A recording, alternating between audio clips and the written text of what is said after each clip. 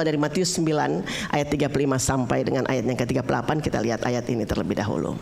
Matius 9 ayat 35 sampai 38. Anyway, mungkin saudara pikir saya ini punya anak berapa, saudara? Anak saya 2. Laki-laki, saudara. Umurnya yang pertama namanya Jesse, 28 tahun, yang kedua 25 tahun. Jadi udah gede-gede, dan puji Tuhan mereka melayani Tuhan. Mereka bantu pelayanan pekerjaan Tuhan yang ada di Melbourne. Thank God. Saya lihat tadi anak-anak muda maju semua. Mereka kemana? Ada ibadah khusus ya, ada kelas khusus. Wow, saya melihat mereka adalah tiang-tiang bangunan yang dipahat untuk bangunan istana, saudara, yang diperlengkapi Tuhan. Mari kita lihat Matius 9, kita lihat di depan 35 to 38. Kita akan lihat ayat demi ayat firman Tuhan ini. Thank you Lord. Saya bacakan buat saudara, it's okay. Sudah dapat saudara, ayat 35, demikian firman Tuhan. Demikianlah Yesus berkeliling ke semua kota dan desa. Ia mengajar dalam rumah-rumah ibadat dan memberitakan Injil kerajaan sorga, serta melenyapkan segala penyakit dan kelemahan. Melihat orang banyak itu, tergeraklah hati Yesus oleh belas kasihan kepada mereka, karena mereka lelah dan terlantar seperti domba yang tidak bergembala. Ayat 37 Matius 9. Maka katanya kepada murid-muridnya, tuaian memang banyak, tetapi pekerja sedikit. Karena itu mintalah kepada Tuhan yang punya tuaian, supaya ia mengirimkan pekerja-pekerja untuk tuaian itu. Tuhan Yesus yang kita sembah, Tuhan yang full with compassion. Alkitab katakan waktu Yesus lihat orang banyak, tergerak hatinya oleh belas kasihan. Saudara, kalau saudara baca di kitab Injil, di 4 kitab Injil, Yesus selalu tergerak dengan belas kasihan. Salah satu karakter Yesus yang luar biasa yang saya pelajari, saudara, bahwa dia full with compassion. Dan waktu dia full with compassion, something happen. Sesuatu terjadi. Kita tahu bahwa Yesus penuh kasih, dia Tuhan yang setia. Bahkan Alkitab bilang begini, kalau kita tidak setia, dia setia, saudara. Kalau kita menyangkal dia, dia akan menyangkal kita. Tapi saudaraku, dengan semua kesetiaan Tuhan, dia punya hati penuh dengan belas kasihan. Alkitab bilang waktu Yesus lihat orang banyak, tergerak hatinya. Tergerak, saudaraku, dalam bahasa aslinya skiplosanaya, yang artinya adalah tergerak di dalam luapan emosi yang paling dalam, sampai melibatkan hal-hal yang sangat dalam di dalam kehidupan perasaan dan emosi seseorang. Dan pada saat Yesus tergerak dengan belas kasihan, dikatakan di sini, Yesus katakan tuaian banyak, pekerja sedikit. Minta kepada Tuhan yang punya tuaian supaya mengirimkan pekerja-pekerja untuk tuaian itu. Saya yakin pekerja itu bukan orang yang lulusan sekolah Alkitab saja, saudara. Bukan orang-orang yang di belakang namanya sarjana teologi atau MTH dan lain sebagainya. Tapi semua murid Yesus. Saya percaya kita adalah orang-orang yang melayani Tuhan. Kita adalah orang-orang yang dipanggil oleh Tuhan untuk melakukan amanat agung Tuhan Yesus Kristus. Nah, sebenarnya apa artinya belas kasihan? Belas kasihan itu perasaan Tuhan yang ditaruh dalam hati kita, sehingga kita rasakan seperti Tuhan rasakan dan bergerak dalam belas kasihan tersebut. Jadi bukan hanya tergerak, saudara, banyak orang hanya tergerak. Kasihan ya. Kayaknya kita perlu tolong dia ya. Apalagi di Indonesia kita lihat banyak, saudaraku, di panti-panti asuhan, jangankan panti asuhan, di jalan-jalan kita melihat, wow, kita tergerak dengan belas kasihan. Sangat disayangkan di Melbourne sekarang terlalu banyak homeless sekarang ini. Dan puji Tuhan, anak-anak di gereja kami, di sel grup dari anak saya, mereka dalam 1 bulan pergi kasih makan homeless. Mereka keliling ke kota Melbourne untuk kasih mereka bukan hanya untuk isi perut mereka. Saya bilang it's not only that, tapi sampaikan bahwa Yesus juga mengasihi mereka. Jadi belas kasihan itu perasaan Tuhan taruh dalam hati kita, lalu kita rasakan seperti Tuhan rasakan, dan kita bergerak dalam belas kasihan itu. Kalau ada belas kasihan, saya percaya ada 3 hal akan terjadi dalam hidup kita. Belas kasihan akan menghasilkan mujizat Tuhan. Belas kasihan pasti hasilkan pengharapan di tengah-tengah gak ada pengharapan. Dan belas kasihan akan menghasilkan lawatan Allah. Saya ambil 3 hal ini dalam Injil Lukas 7 ayat 11 sampai 17. Mungkin kita nggak perlu baca ayat ini. Tapi ini di sebuah kota namanya Nain. Nain artinya kenikmatan. Rupanya di Nain nggak ada kenikmatan lagi, ada duka cita di situ. Kenapa? Ada anak laki-laki mati pada saat itu. Dan waktu Yesus melihat anak ini yang mati, dia tergerak dengan belas kasihan. Lalu dia katakan kepada pengusung yang mengusung orang mati ini, saudaraku, dia lihat ada satu ibu di sini, ibunya janda. Dia bilang, nggak usah nangis. Waktu dia hampir usungan itu, waktu para pengusung berhenti, dia cuma bilang gini, anak muda, aku berkata kepadamu, bangkitlah. Dia bangkit, dia duduk, dia mulai bicara. Yesus kasih kepada ibunya. Alkitab katakan mereka ketakutan dan memuliakan Allah sambil berkata, ada nabi besar muncul di tengah-tengah mereka dan Allah melawat umatnya. Dan saya yakin mujizat pasti terjadi. Saya nggak tahu, tapi saya rasa di tempat ini ada orang-orang yang akan melihat mujizat Tuhan. Bahkan ada di antara saudara yang saudara berdoa kepada Tuhan. Dan Tuhan bilang, nggak lebih daripada 3 bulan ke depan, saudara akan melihat perkara besar yang belum pernah saudara lihat. Akan terjadi atas kehidupan saudara. Kita suka dengan mujizat. Siapa yang gak suka dan mujizat? Kita suka mujizat. Tapi saya percaya kita bukan orang-orang yang seeking for miracle. Karena kita sudah menerima mujizat Tuhan dalam kehidupan kita. Kita sudah mengalami mujizat Tuhan yang dahsyat. Saudaraku, kita kenal Yesus aja secara pribadi itu powerful. Siapa di sini bangga punya Tuhan dalam hidupnya? Saudara bangga? Luar biasa punya Yesus. Saya bayangkan gini ibu bapak. Kalau kita gak punya Tuhan Yesus, gimana kehidupan kita? Dunia semakin susah, tantangan semakin banyak, keadaan ekonomi semakin tidak menentu, keadaan sosial politik, jangan ke jauh-jauh, imigrasi yang harus kita bayar PR sekarang sudah naik, saudara. Saya nggak tahu di Sydney mungkin sama juga, kita naik $1.000, haleluya. Apalagi yang 1 tahun, saudaraku, ada teman kami setiap tahun dia harus bayar, punya anak 2 harusnya bayar $6.000. Haleluya. Sampai mereka bilang, udah gua citizen aja deh kalau gitu. Keadaan-keadaan yang tidak menentu dalam kehidupan kita. Tapi satu hal saya tetap percaya, Tuhan tetap duduk di atas tahtanya. Dia Tuhan yang berdaulat penuh dalam hidup kita. Ya, saya rasa aja kita akan melihat hal-hal, Tuhan akan bukakan mata rohani kita. Tuhan akan bukakan telinga rohani kita. Tuhan akan taruh sesuatu dalam hati kita yang mungkin Alkitab bilang apa yang gak pernah lihat oleh mata, dengar oleh telinga, gak pernah timbul dalam hati manusia, Tuhan sediakan bagi kita. Dan saya yakin ada pengharapan di tengah-tengah tidak ada pengharapan. Waktu Tuhan bilang pintu terbuka, siapapun yang akan menutup pintu itu, saudaraku. When God say is going to be open, I believe nothing is impossible for God. Kalau Tuhan juga bilang pintu itu tertutup, gak bisa dibuka pun.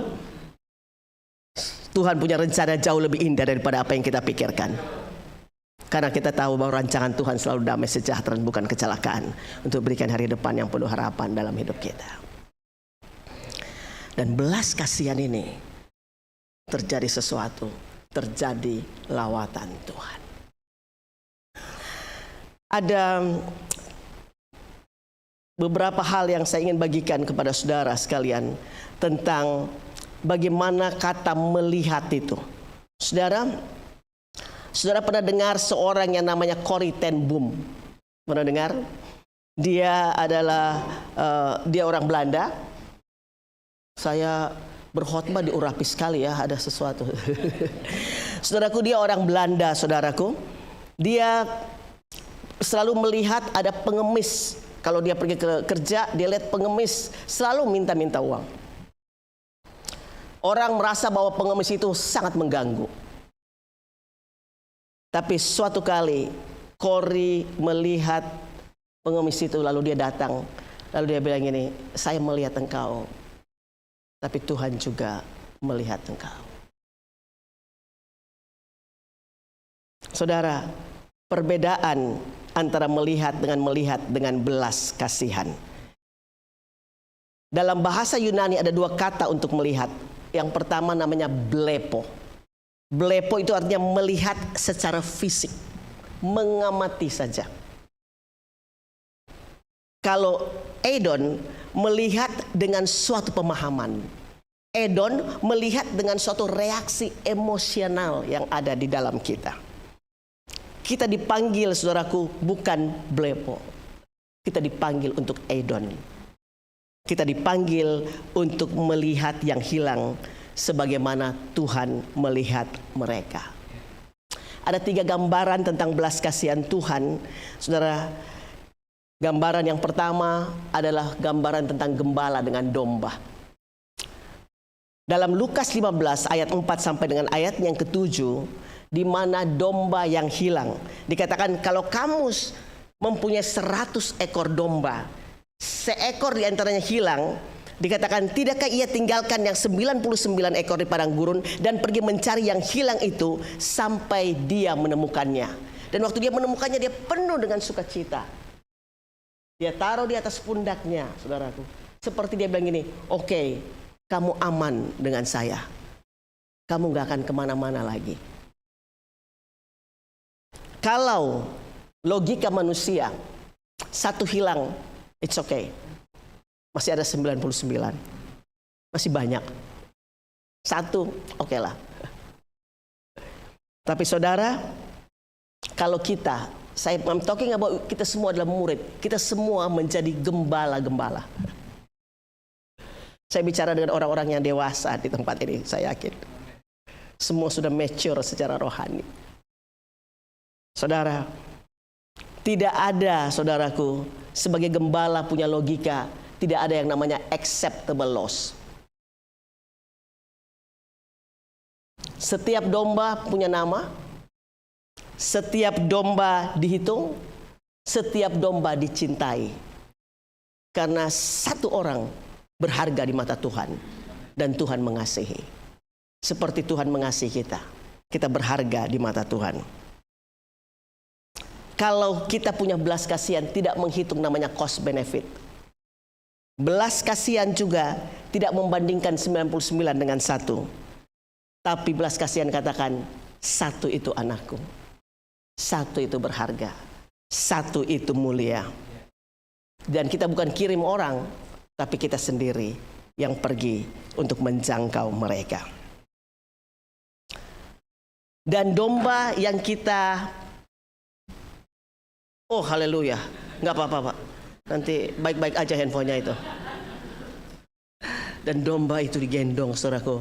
Domba itu dipeluk dengan belas kasihan. Siapa sebenarnya domba-domba ini? Siapa mereka? Mungkin mereka yang tiba-tiba bangunkan kita jam 3 pagi telepon. Saya tertekan, saya depresi. Saya sampai di titik yang paling akhir. Sepertinya I want to commit suicide. Siapa domba? Mungkin waktu di tempat pekerjaan kita ketemu dengan orang yang bekerja dengan kita. Lalu kita bilang, gimana kabar? Terus dia bilang baik-baik aja. Tapi kita tahu dalam pandangan matanya, mata yang kosong.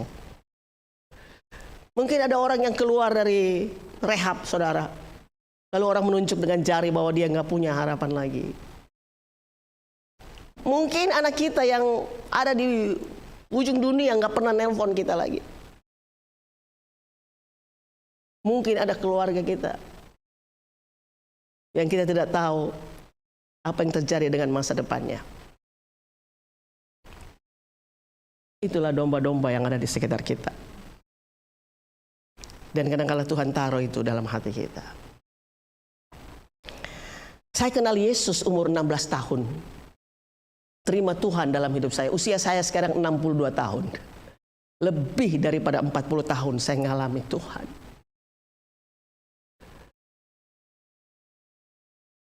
Dan saya pikir gini,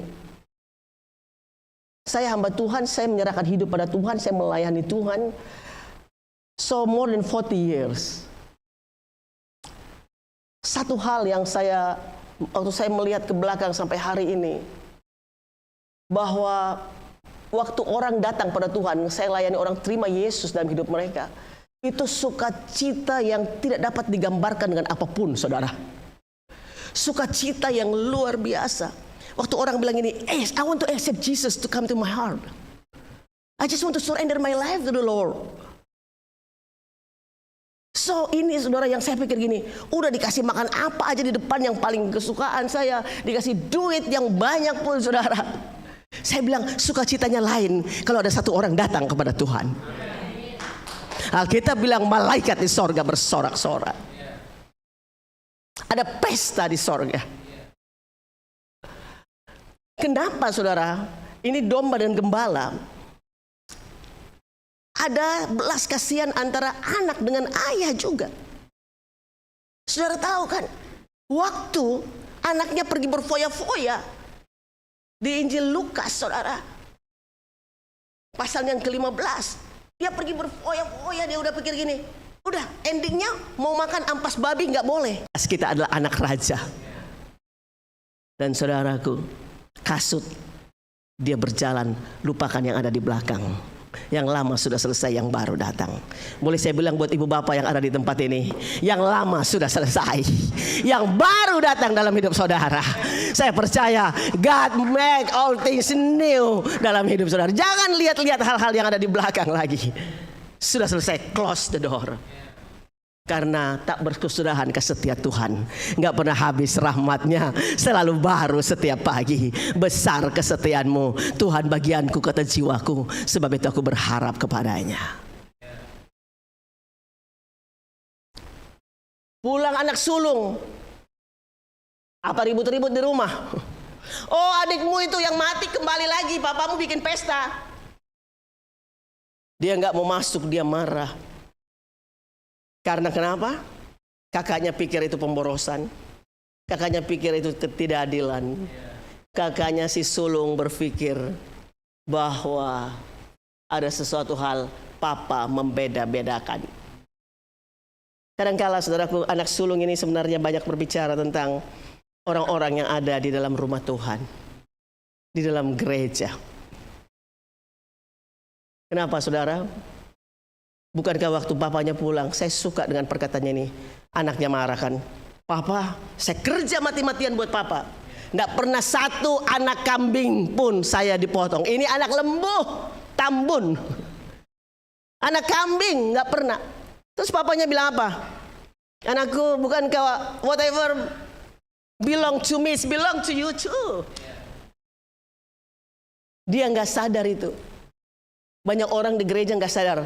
Apa yang Tuhan punya itu juga milik kita.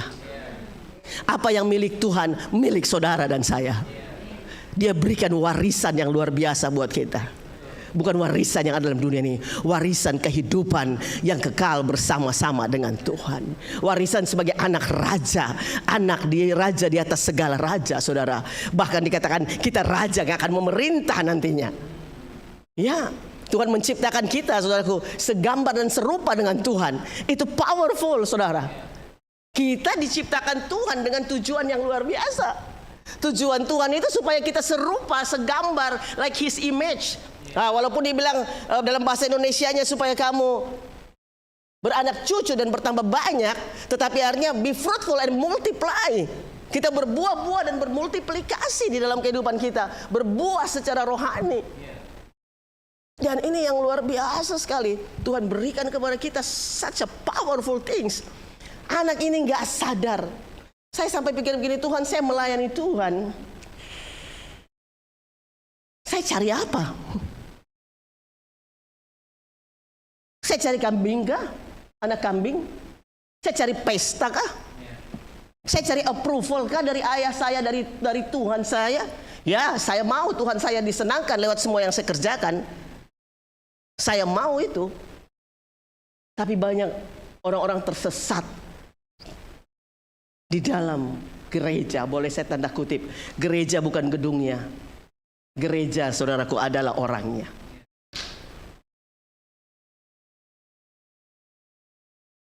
Saya bilang saya mau melayani Tuhan. Saya nggak mau melayani Tuhan kejar restoran.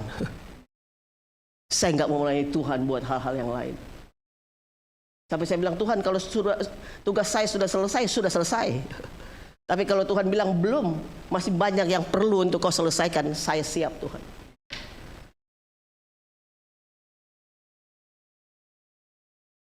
mereka berpesta mengucap syukur karena anak bungsu ini pulang.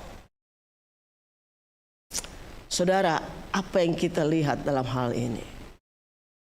Saya percaya begini, Tuhan mau untuk kita bisa menerima saya secara pribadi, dan kita semua umat Tuhan punya hati Tuhan jadi hati kita. Punya pikiran Tuhan jadi pikiran kita. Punya keinginan Tuhan jadi keinginan kita. Saya 22 tahun yang lalu pindah ke Melbourne. Saya belajar banyak pindah ke Australia, saudara. Saya percaya kita semua punya pengalaman masing-masing. Saya kalau mau bilang belajar jadi keset. Belajar enggak dihargai. Apalagi waktu pertama-tama kami pelayanan selama 6 tahun, saudara. Itu is not easy. Pindah dari, bisa dikatakan Indonesia pada saat itu menjadi zona nyaman saya. Saudaraku, di Indonesia pendeta sangat dihargai. Apalagi di kota-kota kantong-kantong Kristen. Toraja sebut aja, Manado sebut aja, Ambon, saudaraku. Sampai saya pikir di Makassar ada anak-anak rohani suami saya, sampai mau bawakan suami saya punya tas aja mau dibawakan. Saya pikir jangan. Pak Jo nggak mau kayak gitu. Kita udah biasa bawa sendiri. Bawakan botol minuman, bawakan. Dan kan saya pergi ke Melbourne, saya belajar, saya katakan terima kasih Tuhan. Siapa ibu bapak saudara di sini pindah ke Australia, saudara bersyukur pada Tuhan. Saudara bersyukur, amin. Kita belajar banyak hal. I thank God for that. Belajar nggak dihargai. Bukankah Yesus bilang gini kan, siapa ikut aku harus pikul salib, sangkal diri, ikut Yesus. Apa artinya pikul salib? Pikul salib artinya serahkan hak pribadi pada Tuhan. Sangkal diri artinya apa? Mati bagi kedagingan kita dan hidup bagi Kristus. Jadi saya percaya bahwa kita perlu sangkal diri, perlu pikul salib. Semua orang ingin dihormati dan dihargai. Saudara setuju? Semua orang ingin dihormati. Tapi saudara, kita perlu menyerahkan hak-hak ini pada Tuhan. Hak dihargai, hak dihormati, hak dianggap penting, hak dianggap nomor satu. Menyerahkannya kepada Tuhan. Bukankah Tuhan bilang pikul salib, sangkal diri, ikut Tuhan setiap hari. Saya senang untuk Pastor Yapi bilang, kita sekarang pemuritan, haleluya. Murid Kristus harus pikul salib, amin. Murid Kristus harus mati bagi kedagingan kita, keinginan kita, dan hidup bagi Tuhan. Kemarin ada satu hamba Tuhan datang ke tempat kami bicara tentang Galatia pasalnya yang kelima, ayatnya yang ke-17, katakan kalau kita ini hidup dalam kedagingan dan hidup dalam roh berlawanan adanya. Kadang-kala kita tidak melakukan apa yang sebenarnya kita inginkan. Kadang-kala kita mau menyenangkan Tuhan, kok endingnya kita begini. Sistem dunia datang dalam hidup kita. Bagaimana caranya saudaraku supaya kita kasih makan banyak, saudara? Kehidupan rohani kita hidup dipimpin oleh roh, bukan menuruti keinginan daging kita. Saya percaya kita harus banyak makan, saudaraku, perkara-perkara yang benar, makan firman Tuhan. Saya suka kasih contoh, kalau anjing putih sama anjing hitam berkelahi, yang mana yang menang? Ada yang bilang anjing putih kali karena dia putih. Saya bilang yang mana dikasih makan. Asal jangan saudaraku dia jadi kebanyakan makan. Jadi dia jadi nggak bisa berkelahi, saudara. Tapi kalau dia makan pada porsinya, saya terlalu percaya, saudara, dia pasti menang. Kasih makan rohani kita. Makan. Alkitab dia bilang haus lapar akan firman Tuhan, kita akan dipuaskan. Saudara tahu dunia nggak bisa dapat berikan puasan buat kita. Only Jesus gave us a satisfy. Only Jesus can satisfy us. Dan saya terlalu percaya bahwa Tuhan sudah install many things. Orang Kristen itu saya yakin bahwa kita lebih daripada pemenang. Saudara setuju? Amin. Kita orang-orang yang menang. Sangat sedih kalau orang cuma begini terpukul kalah. Lalu setelah itu Tuhan. Tapi kalau kita tahu bahwa kita sedang berjalan dalam rencana Tuhan, dalam kehendak Tuhan, kita tahu ada firman Tuhan bicara untuk kita, kita berjalan relnya Tuhan, Tuhan speak to us, saya yakin bahwa kita nikmati kehidupan dalam Tuhan, saudaraku. Kita seperti burung Raja Wali yang naik terbang dengan kekuatan sayapnya. Kita lari, kita jalan, kita tidak lelah dan lesu. Karena kita nantikan Tuhan, mengandalkan Tuhan di dalam kehidupan kita. Saya lihat saudara, saya lihat mata-mata ibu bapak di tempat ini. Saudara dipersiapkan Tuhan. Saudara goncangan apapun, saudara berdiri teguh karena kita memiliki kerajaan yang tidak tergoncangkan. Ya sudah, sebentar lagi saya selesai. Saudara mau dikhotbahin apa lagi? Semua saudara, kita murid Tuhan, kita melakukan kehendak Tuhan dalam hidup kita. Saya mau cerita buat saudara. Saya cerita buat saudara. Sejak saya terima Tuhan, saya mau orang semua banyak kenal Yesus. Karena ngalamin Tuhan itu luar biasa banget. Jadi saya suka ceritain orang kemanapun bahwa Yesus mengasihi mereka. Tidak peduli pakai jilbab, matanya cuma kelihatan. Saya ceritain Yesus mengasihimu. Suatu kali saya ada di Balikpapan, saya duduk untuk tunggu bagasi saya keluar di airport. Satu ibu di samping saya, mereka gak tahu siapa Yesus. Paling enak memberitakan Injil di mana ibu bapak? Di pesawat. Kenapa? Mereka nggak bisa lari kemana. Bahasa Makassar bilang lari moko. Lari aja nggak bisa. Perjalanan biasa dari Melbourne ke Jakarta 7 jam kan? Nggak salah, sama dengan dari Sydney. 7 jam lebih, 7 jam lah. Saya pikir ya kira-kira 2 jam sebelum landing saya mulai bicara sama orang di samping saya. Dan yang saya kerjakan ini, saya selalu mengerjakannya. Setiap saya naik pesawat, saya ceritakan Yesus sama orang di samping saya. Kemarin saya baru datang dari Melbourne tadi malam. Orang Kanada di samping kiri saya. I told her about Jesus. And I said that Jesus love you so much. Banyak sekali kesempatan kita. Suatu kali, boleh saya tanya, Pastor, jam berapa kita harus selesai? Saya sebentar lagi selesai. Oke, mungkin saudara harus selesai 30 menit. Okay. Saudara masih mau dengar? Oke, ibu bapak.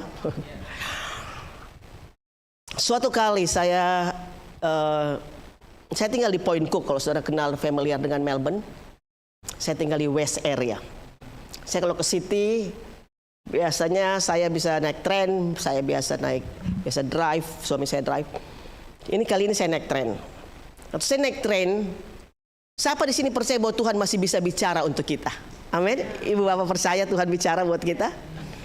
Boleh saya tanya lagi yang kedua? Kapan terakhir Tuhan bicara untuk kita? Oh, Ibu Ina kayaknya 15 tahun yang lalu. Oh, baru kemarin Tuhan bicara buat saya. Saya yakin Tuhan mau sering bicara untuk kita. Lalu Tuhan bilang gini, aku mengasihi anak perempuan itu. Sudah, tiba-tiba tren datang ke Flinders Station. Saya datang, suruh saya masuk ke dalam. Saya duduk, saya cari perempuan ini. Saya sudah nggak tahu dia duduk di mana. Tiba di Flinders Station, saya keluar dari tren. Perempuan ini lewat depan saya. Wow, jangan saya miss dia, saya pikir. Saya kejar dia. Saya tepuk pundaknya di belakang. Lalu saya bilang ini, excuse me, can I tell you that Jesus love you so much? Perkataan saya untuk memberitakan Injil cuman kata itu aja. Jesus love you so much. Or Jesus love you. Terus dia bilang, oh, aneh sekali dia bilang. I'm not a Christian, but saya sedang cari gereja. Saya bilang, oh great, do you have time? Can we talk? I said, sure. Saya bawa dia di tempat yang sepi. Saya bicara sama dia.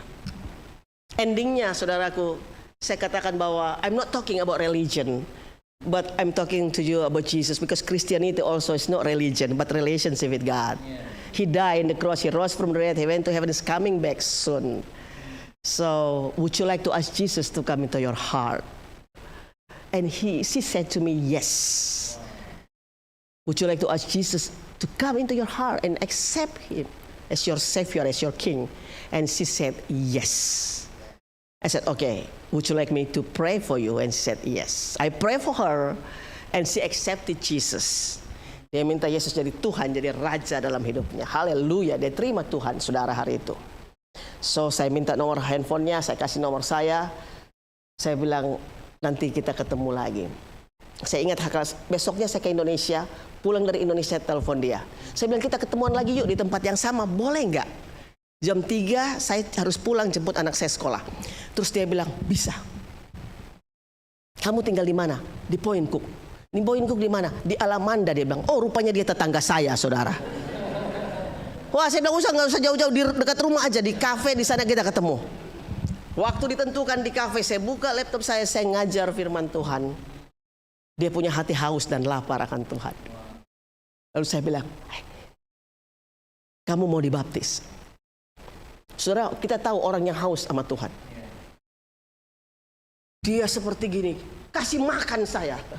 Saya lapar, katanya.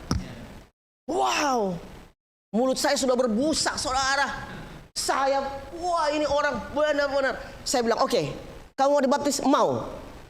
Cari waktu, cari tanggal, cari tempat. Kolam renang ada.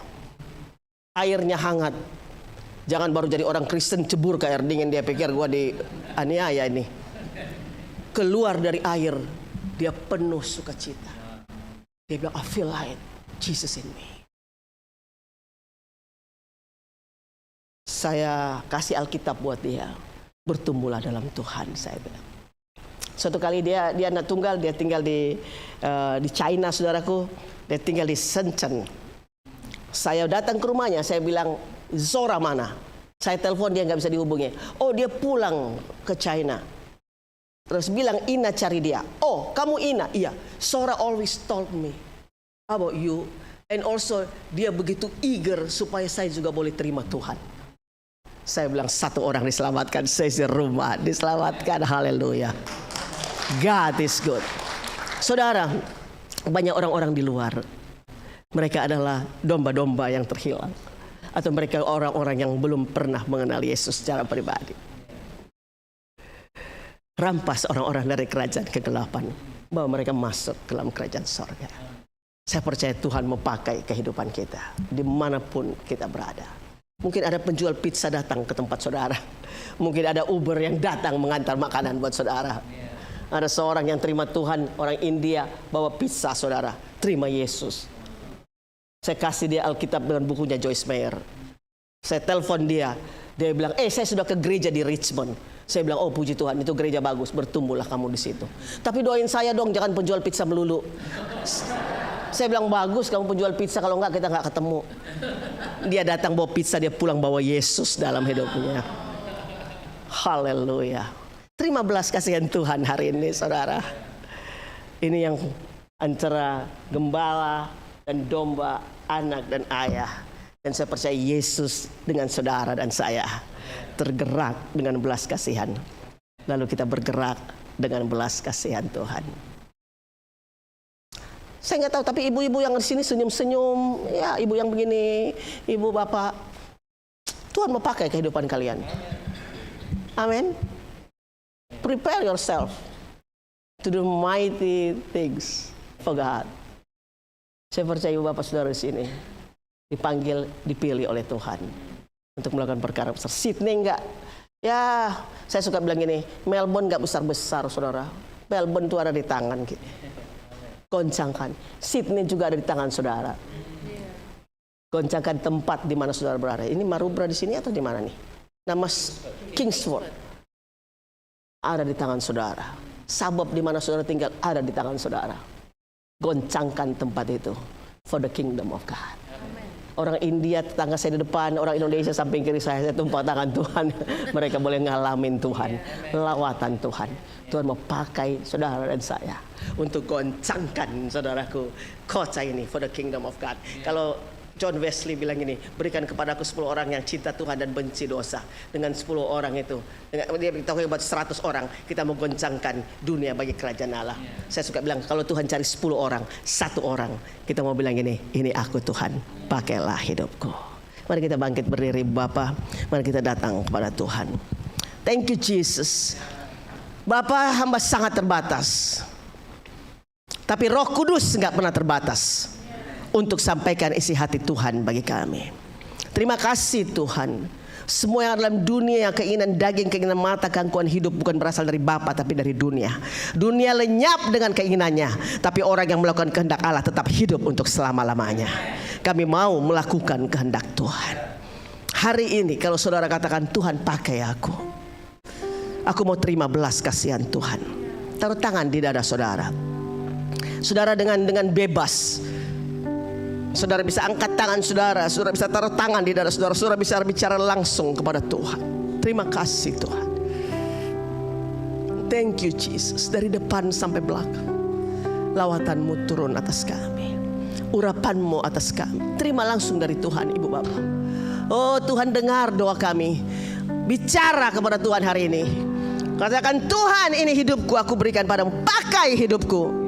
Aku gak tahu berapa lama lagi aku hidup di dunia ini, tapi semasa aku masih bisa untuk bernafas melayani Tuhan, itulah tujuan hidupku. Memberikan hidupku kepada Engkau Tuhan. Terima dari Tuhan. Oh Rabba Syakaraya, Tuhan mengasihi. Terima urapan kuasa Allah turun atas hidupmu saat ini juga. Dalam nama Yesus. Dalam nama Yesus. Thank you Holy Spirit. Thank you Jesus. Aku lepaskan kuasa Roh Kudus mengalir dalam nama Yesus.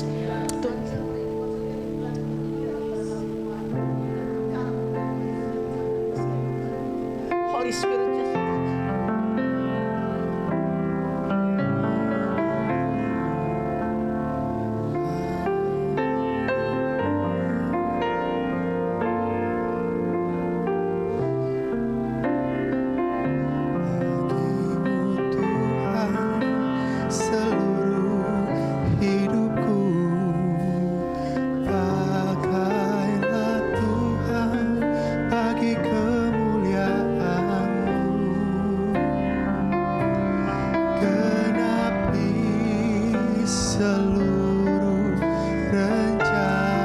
Terima kasih Bapa. Sampai bumi penuh kemuliaan-Mu. Bagimu Tuhan seluruh hidupku. Pakailah Tuhan bagi kemuliaan-Mu. Genapi seluruh rencana-Mu sampai bumi penuh kemuliaan-Mu. Haleluya, thank you Jesus. Kita nyanyikan pujiannya lagi.